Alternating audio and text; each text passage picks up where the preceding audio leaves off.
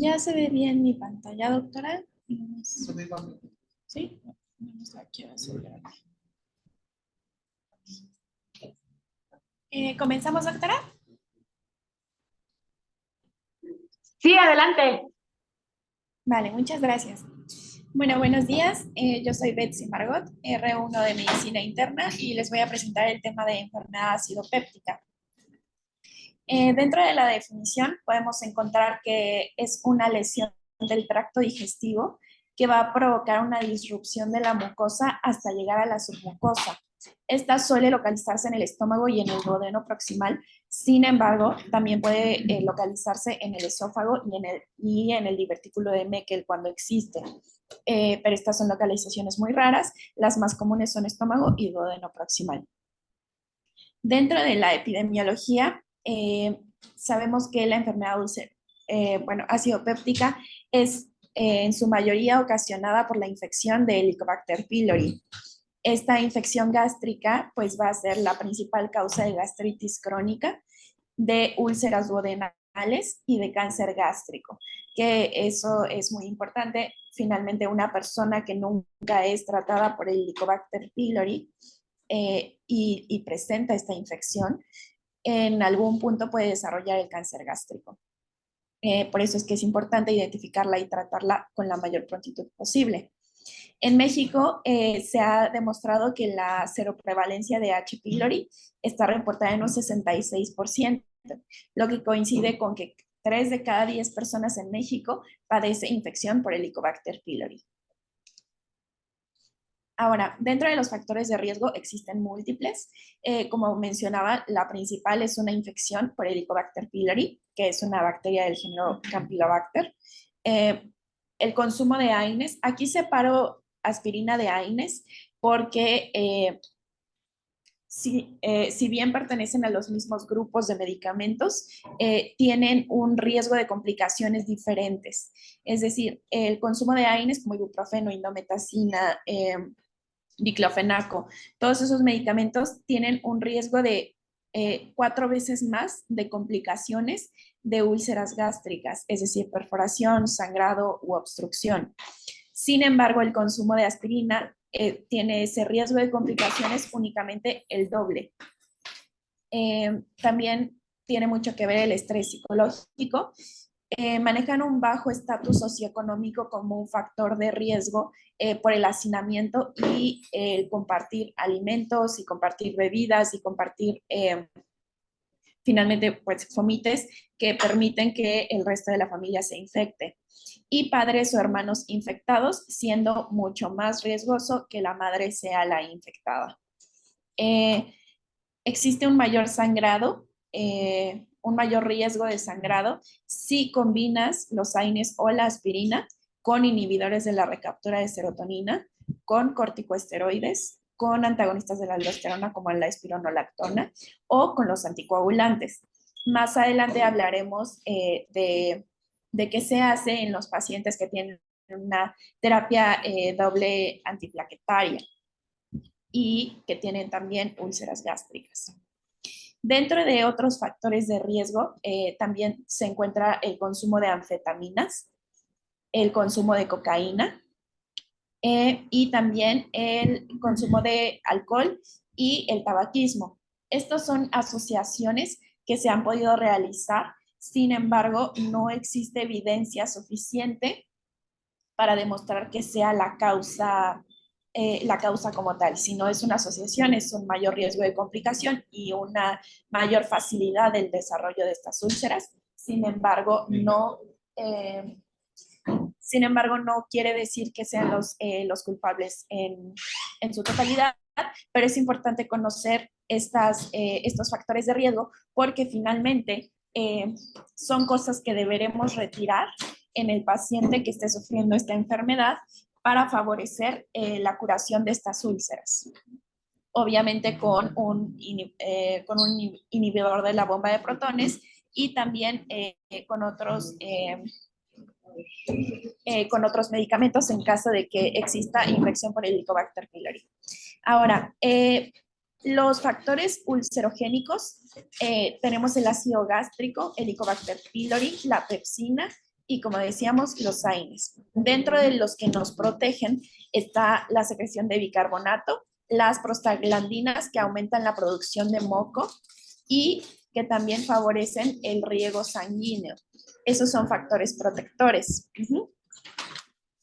Ahora, dentro de la fisiopatología, pues deberemos hablar de las causas más comunes. Por ejemplo, en la inflamación ocasionada por el Helicobacter pylori, es importante saber que puede ocasionar tanto hipocloridria como hipercloridria.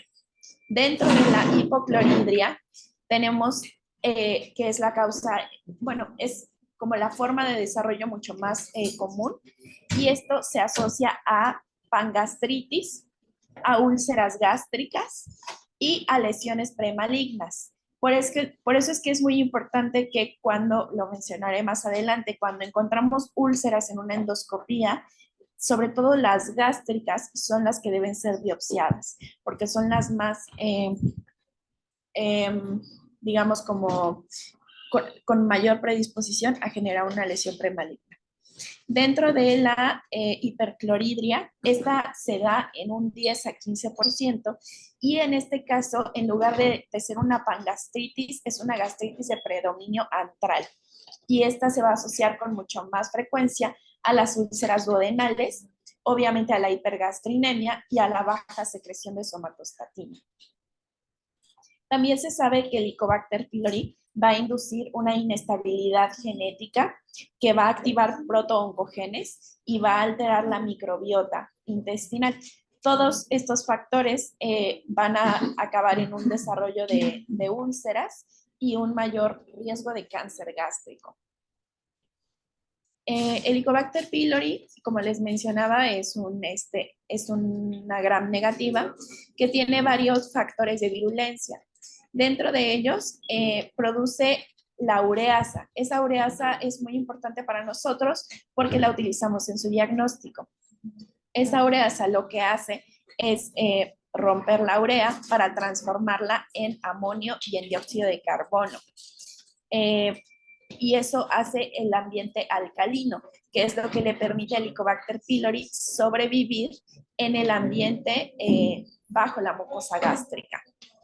Ahora, también tiene otros factores de virulencia, como lo son baba y OIPA, que permiten su adhesión al epitelio gástrico. Y también tiene la oncoproteína CAGA y PIC-B, que van a generar inflamación, infiltración y lesión tisular. Algunas expresan las exotoxinas vaca. Estas lo que van a generar son vacuolización de las células gástricas y su eventual destrucción. También tiene enzimas secretoras como lo son la mucinasa, la proteasa y la lipasa, que van a ir destruyendo todo el epitelio gástrico. Y bueno, tiene algunos flagelos para su movilización. Ahora, eso fue la fisiopatología dentro de la enfermedad ácido péptica ocasionada por el Helicobacter pylori. Cuando esta está ocasionada por los AINES o igualmente asociada también a los AINES, estos tienen dos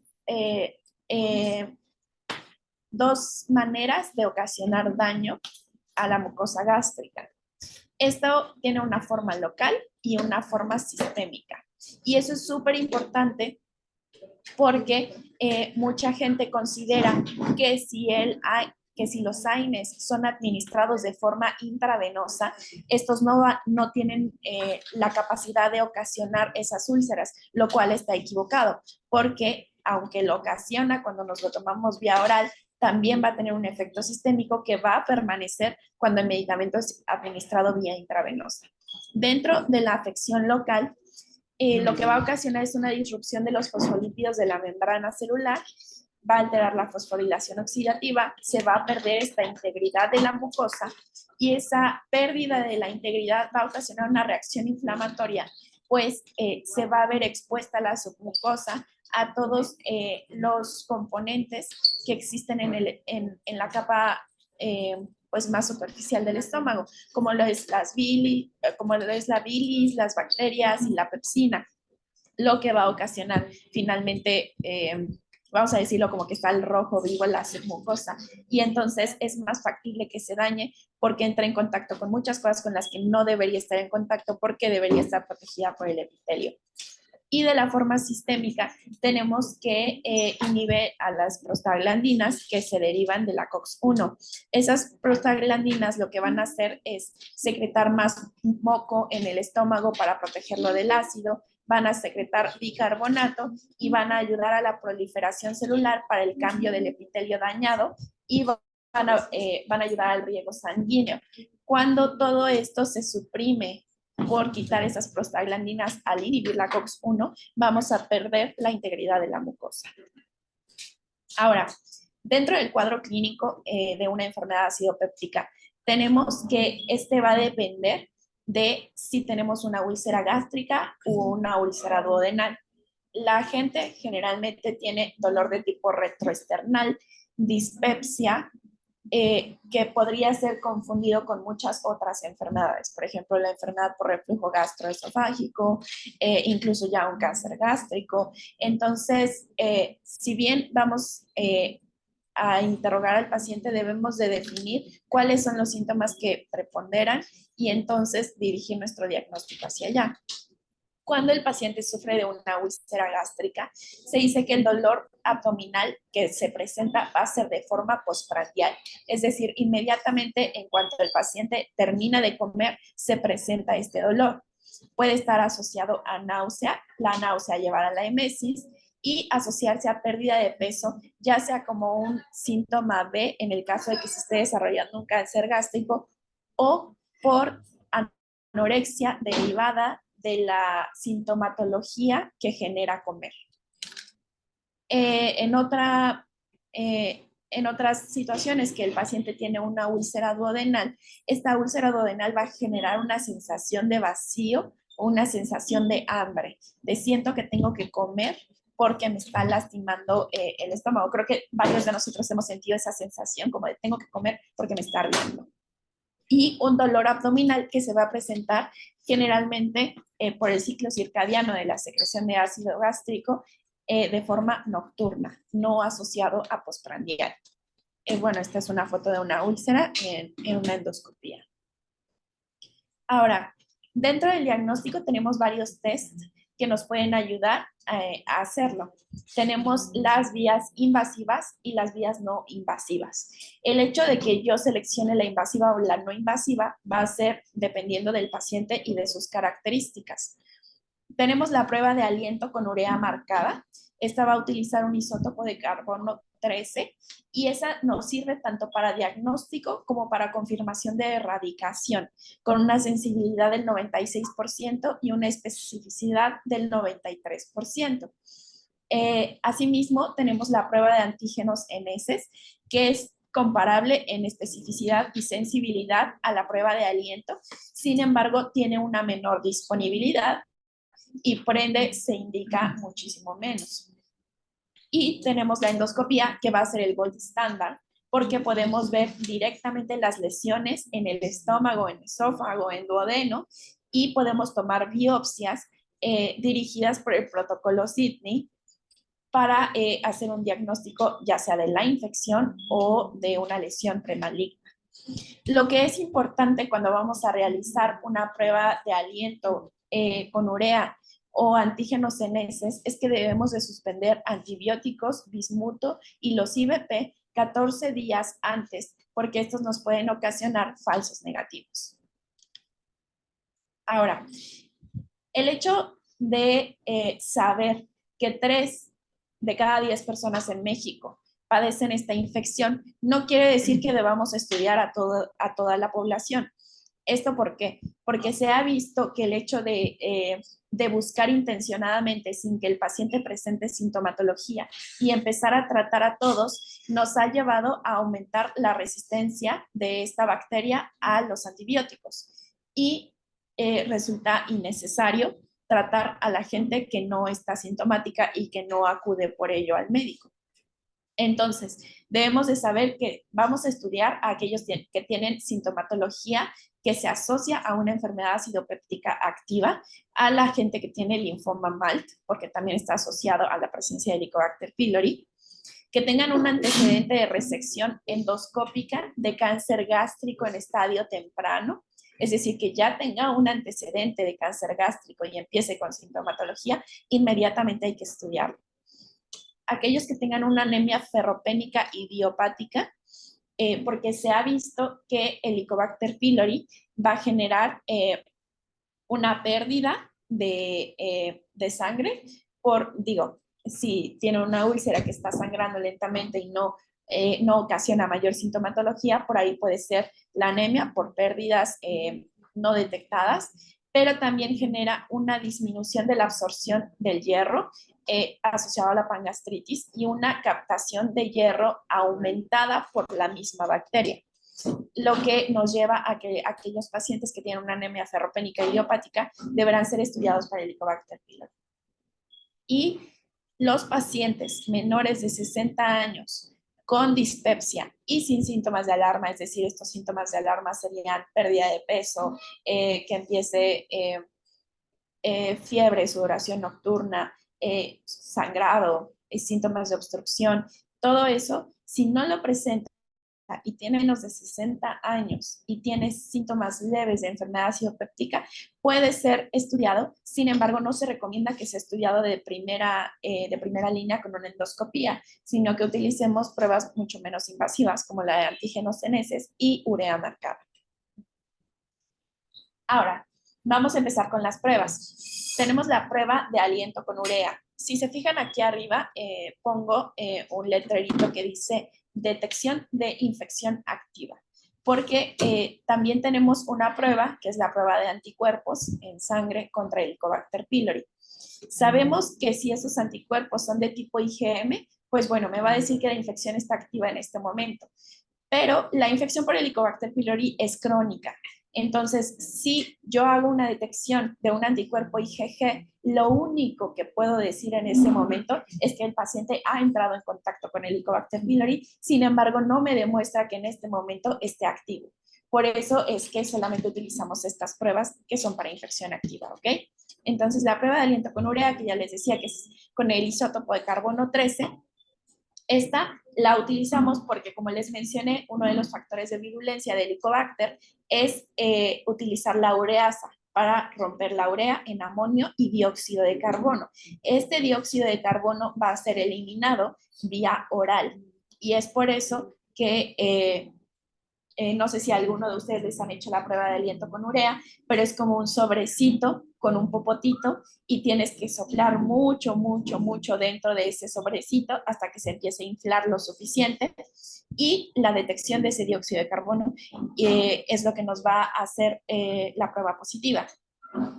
Como les mencionaba, pueden existir falsos negativos, es decir, que me digan, no tiene la infección cuando sí la tiene, y eso puede estar ocasionado porque tenga un inhibidor de la bomba de protones, porque esté tomando antibióticos, porque ya esté tomando bismuto, una persona que tenga ya gastritis atrófica, metaplasia intestinal, hemorragia digestiva reciente, esos me ocasionan un falso negativo, por lo que no deberá ser utilizado en ese contexto. Y los falsos positivos me los podría dar la infección por otras bacterias que también tienen la ureasa, como sería Proteus mirabilis, Citrobacter freundi, Klebsiella pneumoniae, Enterobacter cloacae y Staph aureus. Ahora, la prueba de antígenos en heces, que como les mencionaba tiene una sensibilidad y especificidad equiparable a la prueba previa, está un poco menos disponible, sin embargo hay laboratorios grandes como Chopo que la tienen disponible, y esta prueba lo que va a hacer es buscar estos antígenos que finalmente son partes de la bacteria que van a desencadenar el sistema inmunitario del Helicobacter pylori. Entonces, esta también nos va a detectar una infección activa. Si están los antígenos, está presente la bacteria. Ahora, entrando al gold estándar, que es la endoscopía, este evidentemente va a ser capaz de detectar una infección activa, y las indicaciones para entrar de primera intención con una endoscopía son pacientes mayores de 50 años, como les mencionaba en la diapositiva anterior, estos tienen signos de alarma, anemia, pérdida de peso, disfagia, hemorragia digestiva, o aquellos que han respondido mal o incluso no han respondió en lo absoluto a un tratamiento empírico. Cuando entramos en la endoscopía, podemos identificar o clasificar estas úlceras en benignas, malignas e indeterminadas. Dentro de las benignas, podemos clasificarlas cuando una úlcera va a presentar un margen redondito, tiene un borde liso, la localización es antral o prepilórica, la superficie está reducida y los pliegues se pueden irradiar, es decir, no está completamente plano. Y la falta de una masa asociada, evidentemente. Todas estas características hacen que una úlcera tenga este aspecto benigno. Cuando entramos y vemos una úlcera que en lugar de un borde redondito, liso, va a ser irregular, indurado, los márgenes se sobreponen, que tenga una localización gástrica proximal, que sea de un gran tamaño y que no tenga pliegues gástricos cerca de la úlcera o una masa asociada, eso es una señal de alarma para detectar una úlcera maligna. Ahora, las indeterminadas son aquellas que tienen características ambiguas. Para eso existe el protocolo Sydney. Nos dice que si encontramos una úlcera gástrica, se deberán de tomar 7 biopsias de la periferia de la úlcera para tener un mayor rendimiento de diagnóstico. Y si no encontramos úlceras o si las encontramos aparte, debemos de tomar 5 biopsias de diferentes partes del estómago. Estas serían 2 del antro, uno en la curvatura mayor y otro en la curvatura menor. Y otro en la incisura, justamente. Y tenemos otra que va a ser en el cuerpo, pero en la pared anterior proximal y otra en la pared posterior proximal. Esas son las 5 biopsias que deberán de tomarse siempre que se ingrese y a una endoscopía y se tenga la sospecha de una infección por Helicobacter pylori. Ese es el protocolo CID.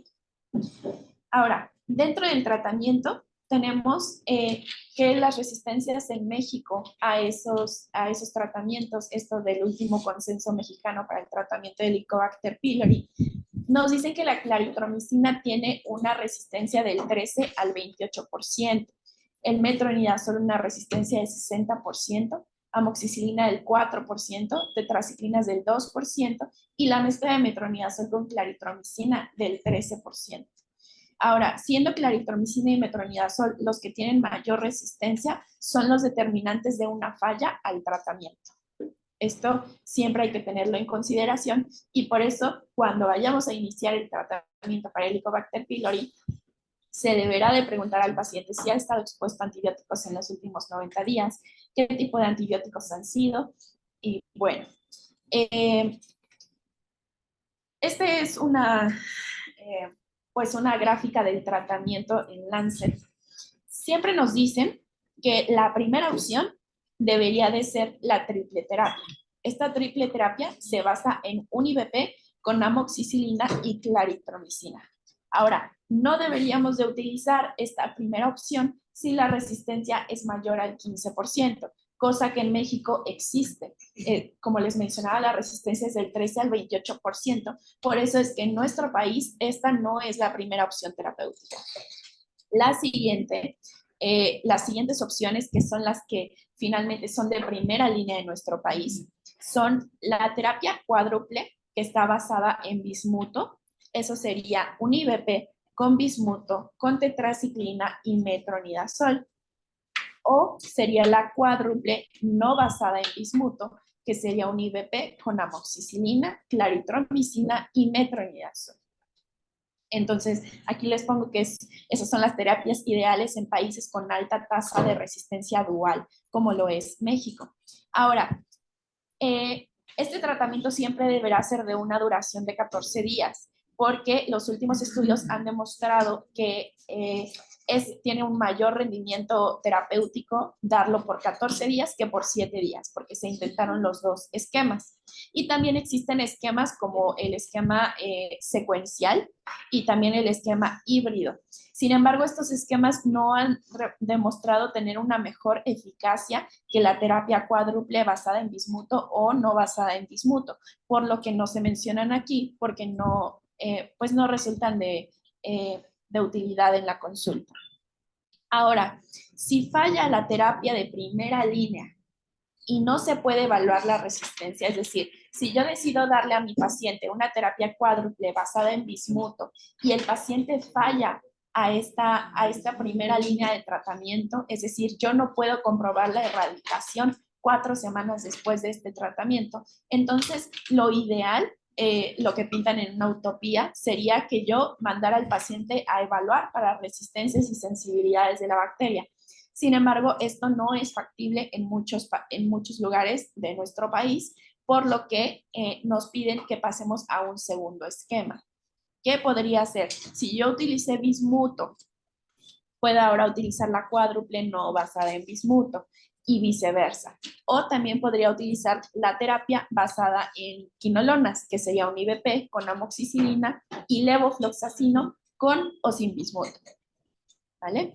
Ahora vamos a este esquema que nos pone el consenso mexicano, que nos dice, México tiene una alta resistencia dual, como ya lo mencioné, entonces nuestra primera línea es cuádruple con bismuto o cuádruple sin bismuto, que se le llama concomitante, ¿ok? La cuestión con la cuádruple, que es la basada en bismuto, es que en nuestro país la disponibilidad de las tetraciclinas es muy poca. Y también, si se fijan, aquí tenemos que dar el IVP cada 12 horas. Y luego tenemos que dar metronidazol 4 veces al día, con tetraciclina 4 veces al día, con bismuto 4 veces al día. El hecho de que el paciente tenga que hacer esta toma cada 6 horas disminuye el apego al tratamiento y genera una mayor falla. Y bueno, esta sería la opción que podríamos utilizar en caso de que nuestro paciente sea alérgico a la penicilina, porque la terapia concomitante incluye amoxicilina. Ahora, si utilizamos la terapia concomitante, esta es cada 12 horas, es decir, me tomo el IVP cada 12 horas, la amoxicilina cada 12, la claritromicina cada 12 y el metronidazol cada 12. Mayor apego al tratamiento, es cada 12 horas, no es tan difícil, y si alguien ha consumido este tratamiento, sabe que cae al estómago terrible. Entonces, el hecho de tener esos medicamentos cada 12 horas aumenta el apego.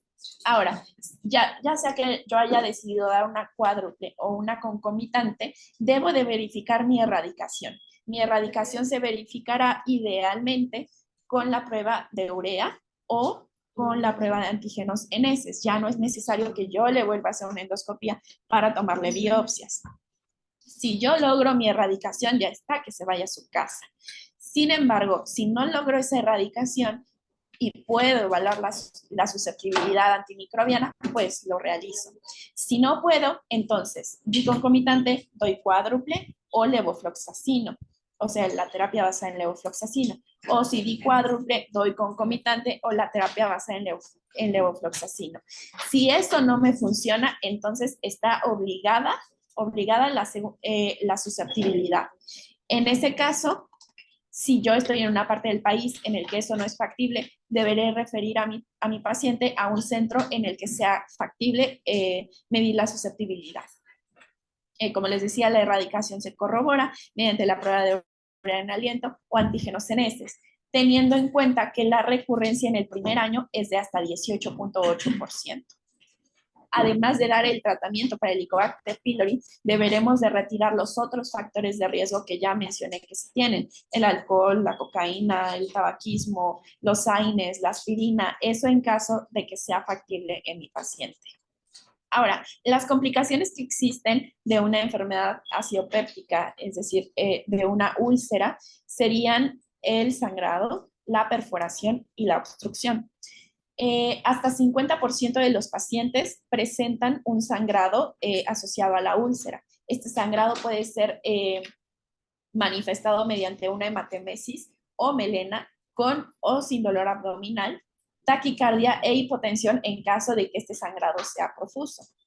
Ahora, si el paciente se perfora, obviamente va a ser una epigastralgia de origen súbito, de un EVA 10 de 10, y este dolor se va a ir transformando hacia una rigidez abdominal que me va a hablar de un abdomen agudo y la necesidad de una cirugía. Estos también pueden presentar taquicardia e hipotensión.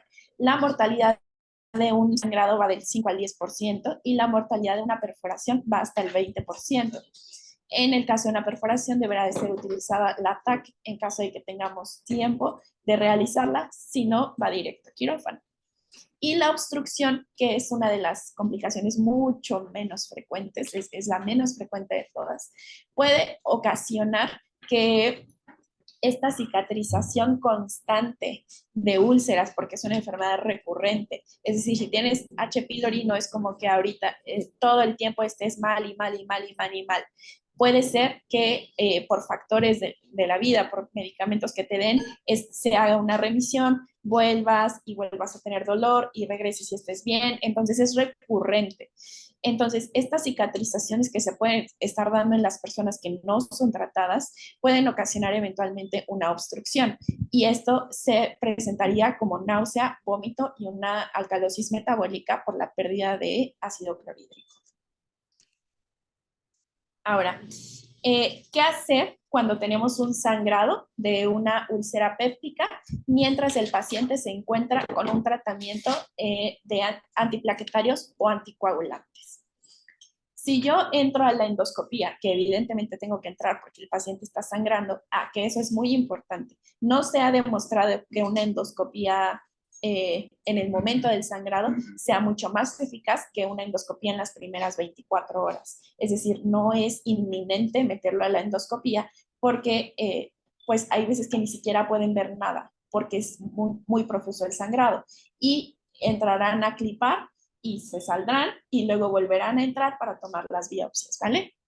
Entonces, si yo le hago la endoscopía y encuentro estigmas de alto riesgo, es decir, está sangrando, tiene un sangrado en capa o se ve visible el vaso o se ve visible un coágulo, entonces, si yo tengo un antiplaquetario por prevención primaria, puedo detener el antiplaquetario, reevaluar mi indicación para y reintroducir ese antiplaquetario una vez que haya sanado la úlcera. Si yo tengo antiplaquetario por prevención secundaria, depende. Si tengo aspirina únicamente, la quito y en 3 días la devuelvo. O si tengo una terapia dual, entonces me quedo únicamente con la aspirina y me detengo con el clopi o con el otro medicamento que esté utilizando, ticagrelor, prasugrel o lo que sea, y consulta al cardiólogo de cuándo puedo reiniciar ese segundo antiplaquetario. Ahora, si estoy con anticoagulantes, eso sí, deberé quitarlos y reiniciarlos una vez que se haya demostrado que el sangrado paró.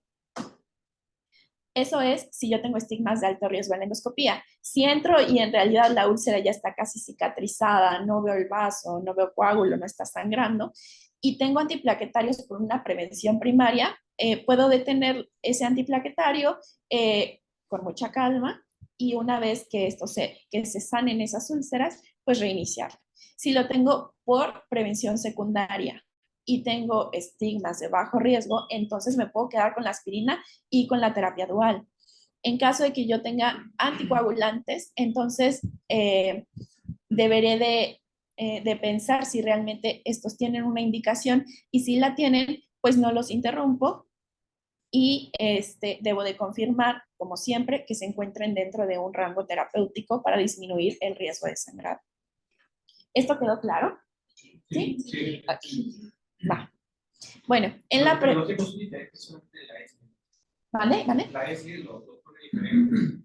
¿Ah, sí? Lo que te da, te pone la del cargo positivo. La de copia. Sí, claro. La de pone 7 días, literalmente. Sí, claro, lo que veíamos el otro día. Ajá, sí, lo puedes resumir 7 días después. Sí, sí, pues son como indicaciones diferentes, pero finalmente lo que nos importa es evaluar el riesgo de sangrado y el riesgo de trombosis que tiene el paciente. Y entonces decidir si es inminente que se quede el medicamento o si lo podemos retirar un tiempo. Ahora, la prevención para esta enfermedad acidopéptica va a provenir de una erradicación de Helicobacter pylori cuando su presencia está demostrada. No voy a tratar a la población nada más porque 3 de cada 10 tienen Helicobacter pylori. Y en caso de requerirse el uso de AINES, la mejor estrategia se ha demostrado por estudios que es utilizar un COX-2 selectivo, como el etoricoxib, el celecoxib, con un IVP, o si esto no es factible, pues utilizar únicamente un COX-2 selectivo. ¿Ok? Entonces, si mi paciente necesita consumir AINES de forma prolongada, como los pacientes con enfermedades reumatológicas, para el tratamiento sintomatológico, entonces debo de elegir un COX-2 selectivo. Y si tiene alto riesgo de enfermedad ulceropéptica o ya la ha tenido, le doy un IVP. Y si no, me quedo únicamente con el COX-2. Ahora, sobre IVPs, es importante tener este recordatorio. ¿Cómo actúan los IVPs? Los IVPs se unen de forma directa e irreversible a la bomba de protones, que es la hidrógeno potasio ATPasa. Este es el último eslabón metabólico en la producción del ácido clorhídrico. Entonces, el hecho de que yo incida en eso significa que voy a parar la producción de ácido. Tenemos factores que aumentan esta producción de ácido, como lo son la histamina, la acetilcolina y la gastrina por vías diferentes. Y tenemos factores que disminuyen esta producción de ácido o nos protegen contra esa producción de ácido, como lo son la somatostatina y las prostaglandinas. Ahora, a pesar de que es una unión irreversible, yo deberé de tener dosis como secuenciales o dosis muy elevadas en cortos intervalos para lograr inhibir el 100% de estas bombas, porque estas bombas se están regenerando constantemente. Entonces, con que si yo tomo el omeprazol ahorita, no es como que para mañana vaya a seguir parada mi secreción de ácido, porque ya tengo nuevas bombas que ya no están inhibidas porque ya no estoy tomando el medicamento. ¿Ok? Ahora, también es importante saber que a los IVPs se les atribuye una función antibacterial porque tienen un efecto antiureasa y de hecho tienen una estructura similar a los imidazoles como el metronidazol. Y aparte de que aumentan el pH generando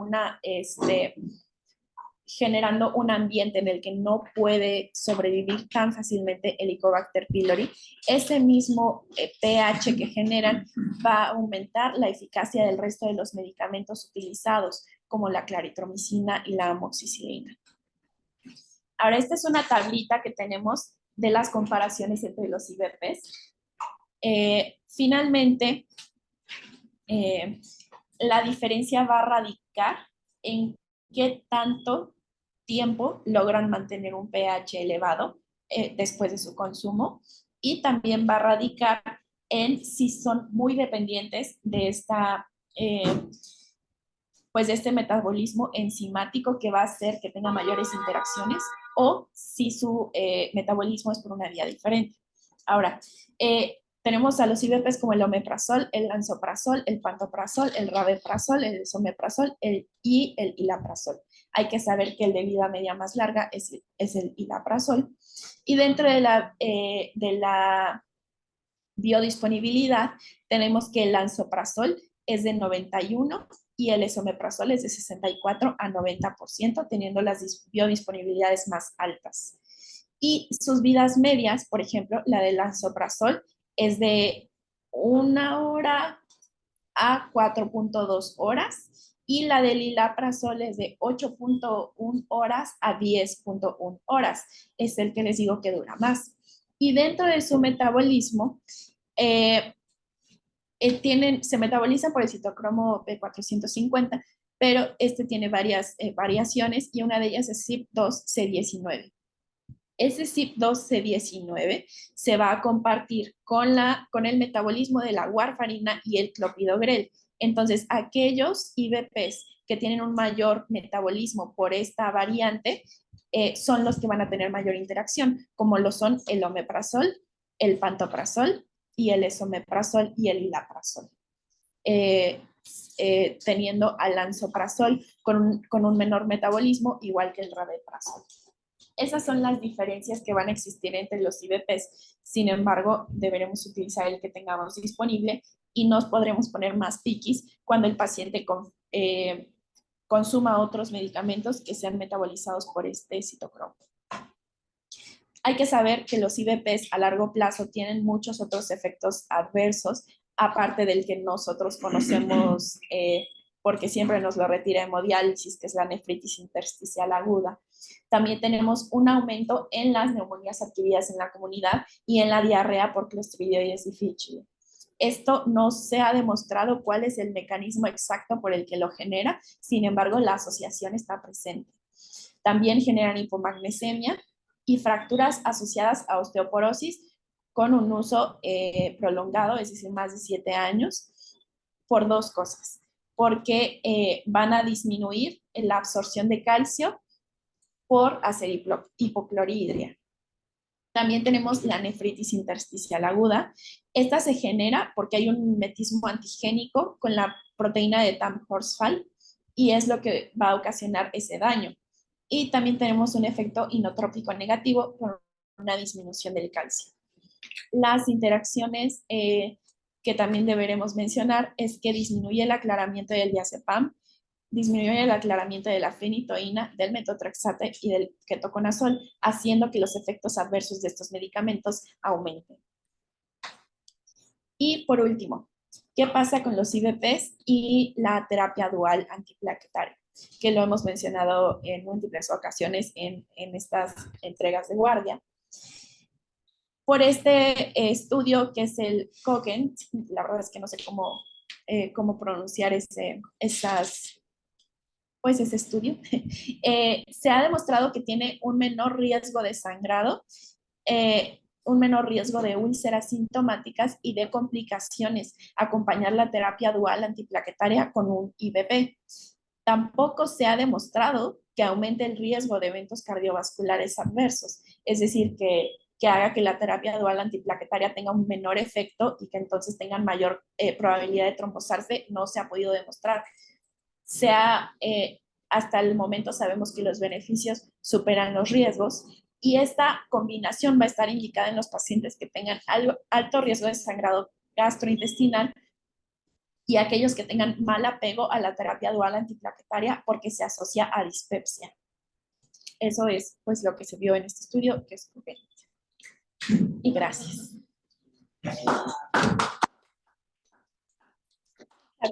La primera, los imidazoles son antimicrobianos, no tienen nada que ver con los inhibidores de protones. Ah, sí, o sea, la estructura es similar y eso el grupo se ve. genérico de imidazoles habla de unos antimicóticos.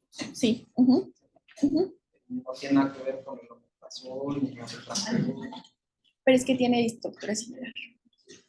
2. ¿Qué opinas de los bloqueadores de los canales de la hidrogenión potasio ATPase? ¿Cómo? ¿Qué opino de? Sí, en el tratamiento de la potasio sí. ¿De hidrogeniones ATPasa, o sea, de los IBPs o de los de histamina? No, bloqueadores de potasio. Claro, esos no los investigué, no los leí. Sí, hola doctora. Lola, oye, a ver, justo les iba a decir, miren, digo, son terapias nuevas que en México no tiene más de 4 meses que se lanzaron los PICAPs, la marca comercial, la única que tenemos aquí en México se llama KICAP. Como toda en la vida, pues yo creo que van a encontrar su lugar muy especial, ¿no?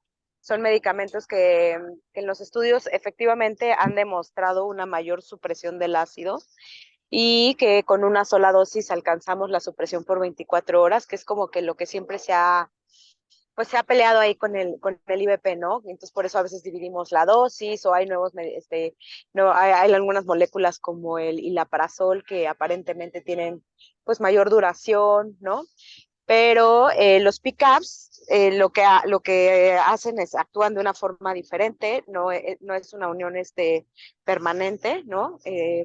Entonces se unen a un receptor, actúan, luego se pasan a otro y así, a diferencia del IBP que tiene una unión permanente, ¿no? O sea, llega, se pega a una de las bombas y ya no se mueve de ahí. Entonces, el PCAP primero por eso, pues tiene una mejor eficacia y mayor supresión del ácido, pero pues en los estudios no hay diferencia en cuanto a sintomatología, ¿no? Es decir, o sea, la supresión del ácido, la mayor supresión del ácido, pues tampoco ha demostrado ser mucho más eficaz en cuanto a la sintomatología del paciente. Ahora, lo que sí se ha visto, y por eso les digo que estos estudios pues van a tener su lugar, es en la eliminación, en la erradicación del Helicobacter pylori, sí tienen una mayor tasa de erradicación, que realmente es para lo que yo los estoy usando ahorita, ¿no? O sea, siento que es matar una hormiga con una bomba atómica si tú le empiezas un pick-up a un paciente que llega por un reflujo súper chafa, ¿no? O sea, primero creo que hay que agotar el recurso de menos a más, ¿no? Entonces, en los pacientes que tienen Helicobacter pylori, sobre todo aquellos que hayan fallado a terapia, vale la pena porque sí han demostrado una mayor erradicación. A diferencia de la terapia normal, ¿no? Que es una vez al día del PICAP, en el Helicobacter pylori hay que darlo de igual forma 2 veces al día, ¿no? En lugar del IVP que le darías al paciente, y se ha demostrado mejor erradicación. ¿En qué otras cosas ha demostrado mejoría? Por ejemplo, aquellos pacientes que que son metabolizadores rápidos de los IVPs, también en esos pacientes tienen mucho mejor eficacia porque pues actúa sobre otras bombas, ¿no? Y en los pacientes, por ejemplo, son principalmente estas las dosis, ¿no? Los pacientes que tienen escape nocturno también, pues les puede ayudar un poquito más a controlar los síntomas en la noche, por lo de la duración de 24 horas. Pacientes con enfermedades del ácido, como el Solinger-Ellison, por ejemplo, que necesitan una supresión más potente, pues en esos pacientes también hay algunos estudios que dicen que mejoran, ¿no? Obviamente el tratamiento y la supresión del ácido. Entonces, sí son una nueva herramienta que yo creo que eventualmente pues ya van a aparecer dentro de guías. Yo no los utilizaría de forma inicial porque pues estamos, como les digo, ¿no? Estamos matando una terapia que nos podría ayudar en aquel paciente que no responde. Ahora, pues creo que, bueno, abordaste bastante bien todo lo de los temas. Recuerden siempre, y esto es como que de algo que no me canso de decirles, los síntomas de alarma, ¿no? Los datos de alarma. Nosotros justo, por ejemplo, la dispepsia, ¿no? Que es lo que el paciente te va a referir como gastritis, que es la saciedad temprana, plenitud postprandial, sensación de hambre dolorosa o de vacío en el estómago, náusea en ayuno, el dolor en epigastrio, ¿no? En barra. Todos esos síntomas son síntomas de dispepsia. Dentro de las causas de la dispepsia, pues está el Helicobacter pylori, ¿no? Pero siempre hay que, obviamente, ver que aparte no estén tomando AINES, que no estén tomando alguna otra cosa. La vitamina C, ahorita yo he visto muchísimos pacientes en el consultorio que con el COVID están tomando dosis así enormes de vitamina C y llegan con úlceras, llegan con otros síntomas. Entonces siempre hay que preguntarles muy bien a los pacientes qué otras cosas pueden estar tomando. Si el paciente tiene datos de alarma, váyanse directo a una endoscopía. O sea, nada de que te doy tratamiento, váyanse directo a una endoscopía. Si es un paciente menor a 50 años sin datos de alarma, se puede hacer terapia, diagnóstico, tratamiento, ¿no? Es decir, le doy el IVP por 6 semanas. Acuérdense que en el caso, por ejemplo, de dispepsia, saciedad temprana, plenitud postprandial, todo esto es nos podemos acompañar también de terapia con procinéticos, pero se da el tratamiento por lo menos 6 semanas y se vuelve a interrogar al paciente. Si el paciente no tiene mejoría de los síntomas, ahí sí, pues se recomienda ya la búsqueda del Helicobacter, ¿no? Ya sea por endoscopía, la verdad es que yo sí los mando a endoscopía si no mejoran los síntomas, o la prueba de aliento y erradicación, si no mejora, pues le haces la endoscopía, pero pues creo que es pasarte o sea, como que saltarte o tardarte más tiempo, ¿no? Entonces, muchas veces, y eso es algo súper común, al paciente con reflujo le buscan el Helicobacter pylori. Sé que ustedes son muy estudiosos, pero es muy común que no sé por qué tienen la idea algunos médicos de que el Helicobacter pylori se asocia al reflujo, todo lo contrario. Si tú tienes un paciente que tiene reflujo y además le tienes que tratar el Helicobacter pylori, avísenle que va a empeorar el reflujo. ¿Por qué? Porque acuérdense que el Helicobacter pylori principalmente lo que hace es atrofiar las células que producen el ácido, ¿no? Muchas veces. Entonces, al tú quitar el Helicobacter pylori, pues vas a quitar este estímulo que estaba dañando a las células productoras de ácido y entonces va a venir la producción de ácido con todo. Entonces, el erradicar al Helicobacter pylori te va a aumentar la secreción ácida y por ende te va a dar más reflujo.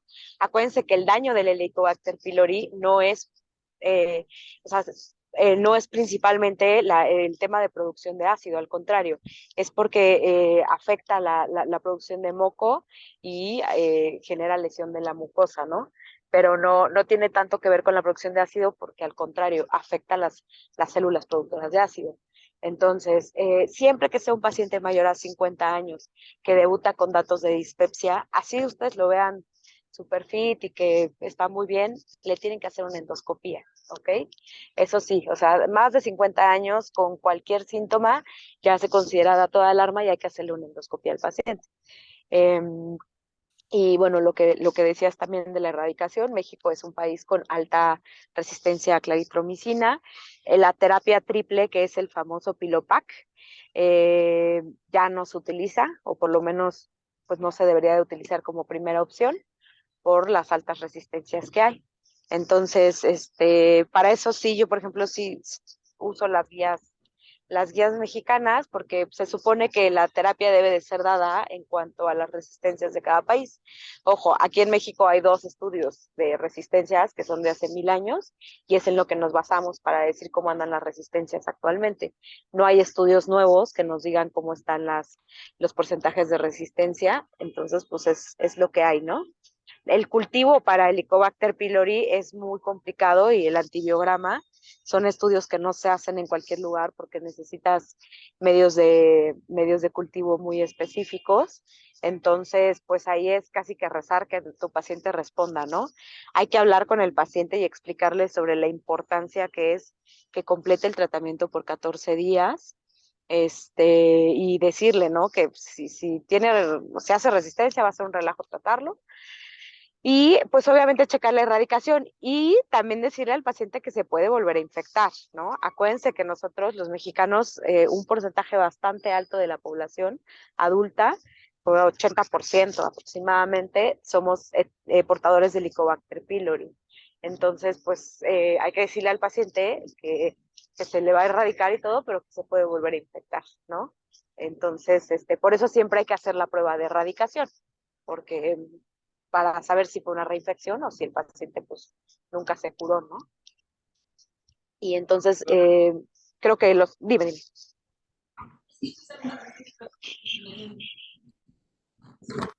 comunicación y vuelven a presentar otra infección y ya presentan este tratamiento, o sea, ¿qué les ofreces más allá? Vuelven a presentar una infección y ¿qué? Es que no escuché muy bien. Presentan resistencia al tratamiento, ¿qué es lo que les puedes ofrecer? Pues un tratamiento diferente. Ja. O sea, si les diste una terapia, vete a otra que tenga otro tipo de antibióticos. Y, por ejemplo, ahí yo sí, al paciente que hace resistencia, sí le daría PICAP, ya de cajón. Ok. La paciente que ya hizo resistencia lo trataría con PICAP porque mucho tiene que ver la supresión del ácido con la eliminación del bicho, ¿no? Dime. ¿Qué consideraciones hay que tener para el seguimiento? ¿Qué papel juega el antígeno en heces y la prueba de urea en aliento para la erradicación? Pues cualquiera de las dos. Generalmente yo les pido la de ureasa, pero lo que sí nunca pidan son los antígenos en sangre, ¿no? O sea, esos no los hagan, por favor. Pero, pues más bien la facilidad de que encuentren el estudio, ¿no? Yo generalmente tengo la prueba de ureasa en el consultorio, entonces pues es más fácil mandarlos a hacer ahí y más barata, pero realmente es la que el paciente, pues la que tengan más cercana. Cualquiera de sobre las todo, dos. he leído que tiene más rendimiento la prueba de antígeno NESES, ¿no? Pero Cuando el no. paciente está tomando, si el paciente está tomando IVP, te puede servir más. Acuérdense que el IVP puede darte falsos positivos, falsos negativos, ¿no? Entonces, pero pues realmente, si la haces bien, la prueba de ureasa también es bastante confiable y si está bien hecha y es negativa, es confiable de que es negativa. Pero pues sí, o sea, ahí tiene que ser como que mucho la técnica, que no se lave los dientes, que el paciente no esté tomando IVP o antiácido o antibiótico, ¿no? Que no haya tomado antibiótico en las últimas semanas. En fin, o sea, todo eso lo tenemos que investigar antes de decidir qué prueba le vamos a mandar. Muchísimas gracias, doctora. Permítame, es que... Leí que el cultivo se puede considerar como el gold estándar para el Walter Piro y el celular de endoscopía. No sé si... Pues mira, la verdad es que el cultivo sí no es algo que hagamos. Te digo, el cultivo es muy difícil de realizar, entonces la endoscopía con toma de biopsias por el protocolo de Sydney, y a veces también se deben de tomar en otros sitios, hay que verlo porque también el Helicobacter pylori migra, ¿no? Entonces, cuando ya está muy dañado el sitio, es así como, pues va y daña otro, ¿no? Entonces, ahí tiene que ver mucho lo que vea el endoscopista, y a veces es necesario que tomen muestras de otros lados, como de más arriba, porque a veces migra el helicobacter hacia arriba. Entonces, el cultivo, la verdad es que aquí en México no tengo idea de dónde lo hagan, al menos que sea como cuestión de investigación. Es muy difícil encontrarlo porque digo, es muy difícil hacer que crezca el bicho en el cultivo. Entonces, pues pudiera, o sea, suena lógico pensar que es el gold estándar, pero por la dificultad de la técnica y esto, la verdad es que no se pide. La biopsia y la prueba de aliento o las pruebas que ya mencionaron, pues son las pruebas que se pueden realizar y que son las que utilizamos generalmente. Gracias. Muchas gracias, doctora. A ustedes, buen día. Buen día. Gracias, doctora. Nos vemos. Bye.